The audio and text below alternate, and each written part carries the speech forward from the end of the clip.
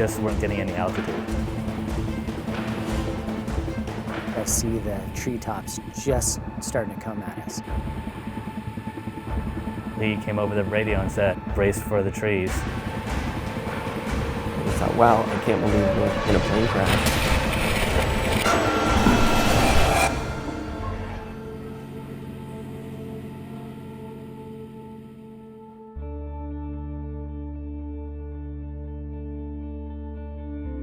Nathan and I have been friends since probably preschool.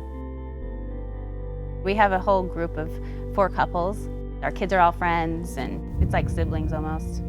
We'd been interested in going up in a small plane, and we knew Tall's dad had a plane. I always knew his dad to be a pilot. He was a helicopter pilot for a long time. He flew in Vietnam and National Guard. Ever since I've been a little kid, he and I have flown in these backwoods country airstrips. And so they'd been asking me if my dad would take him, and of course he loves going on these trips. There's no tower, there's no other planes out, there was just us. It's a grassy field. We checked out the plane, obviously a lot older plane.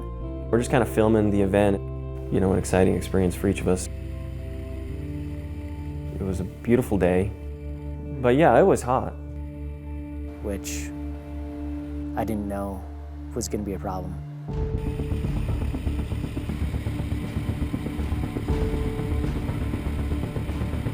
Whenever I take off in a plane, I don't know why, but for some reason I count to 30.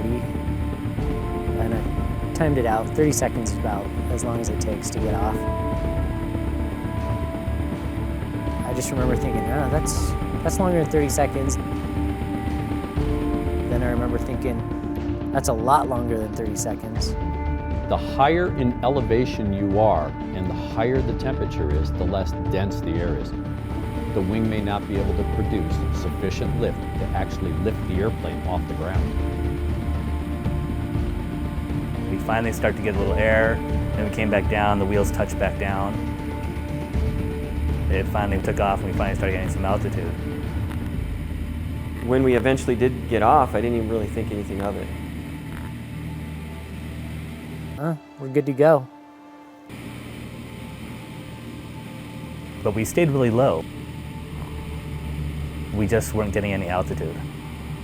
Still didn't really think too much. I just thought he was kind of coming down to show us, you know, buzzing the treetops type of thing, until he came over the radio and said, "Brace for the trees."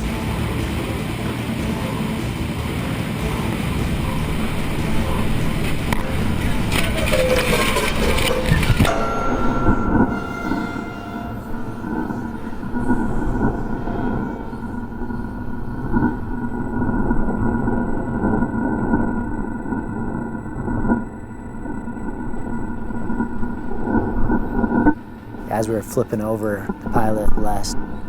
His head went out the window.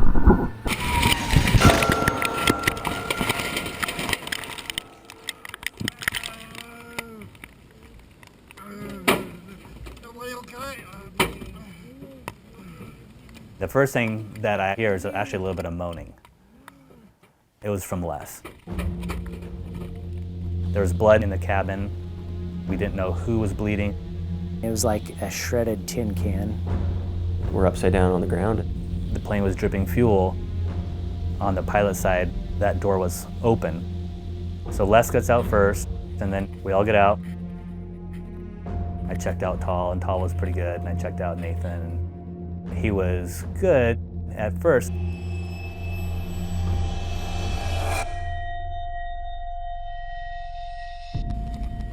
Are you okay, Alec? I'm just barely coming to. I'm just barely seeing. It wasn't too long before we realized Nathan was struggling with his memory. How long ago did we crash? I don't remember anything. He was asking me the same questions over and over.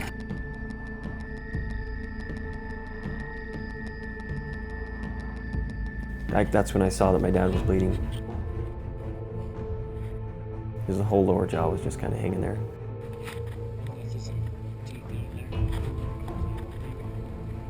So none of us had cell phone service. Couldn't communicate.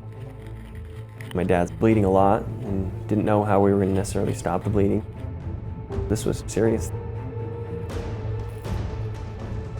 You kind of think, wow, this could be it. I thought we were going to be stranded.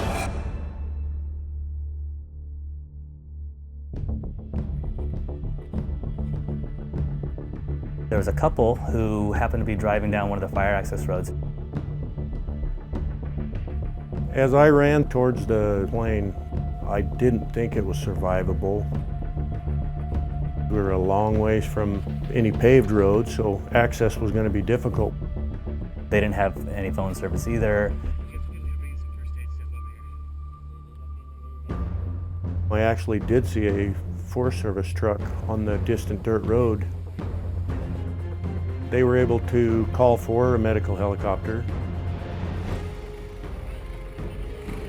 There wasn't room for life flight to land, so guys went out there with the chainsaws and Started clearing trees. Helicopter came in, got Les in the helicopter. Also Nathan. By all accounts, from people who know, we're just totally lucky. That's what it comes down to. Just 4 guys who are just lucky to be alive. I have 8 plates across here. I have 8 more plates that are up in here. I have about 6 plates that are down here on the bottom. He couldn't talk because his jaw was broken, but he wrote out, how is Alec, how is Tall, how is Nathan? We said, everybody's okay. You kind of saw this sense of relief. I'd still fly with them if he had a plane now. My wife probably wouldn't be into it, but I'd probably make sure that we're a little bit newer plane. It made me more grateful for my husband. The little things, you know, the dirty socks on the ground or whatever, it doesn't matter so much. We were tight before, but I think it's made us even tighter. Surviving, it's, escaping death. I do think of it as an experience that makes me realize how important life is.